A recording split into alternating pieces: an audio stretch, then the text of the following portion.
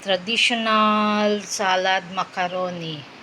Okay, so I have the macaroni, celery, may sibuyas yan na chop-chop, means this is the queso, there is the carrot, this is the amor, the tawag dito, yung eggs, ayun ang pineapple tidbits, and the what do you call this? Ito, pickle relish. Okay, so mix lang yan, plus the mayonnaise, and then mix lang, then salad na. Okay, bye-bye. Traditional na alamorcon. So that is beef na style ng luto niya is pang morcon, but then instead na nakabilot siya, in strips ko ng cut. So or rather slice. So ayun ang beef marinated sa suka, toyo, bawang, asin, paminta, and then I have the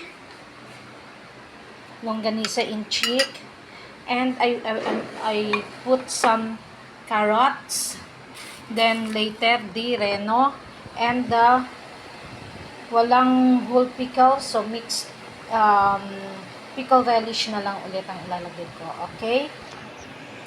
Bye-bye. Alamorcon, hindi pa tapos.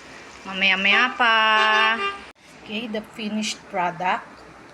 This is the alamorcon.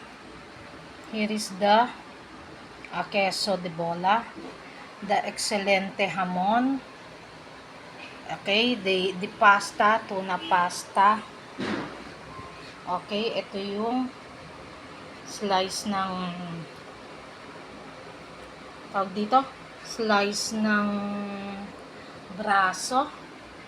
Okay, the frozen fruit salad, and the salad, and the fruits. Okay.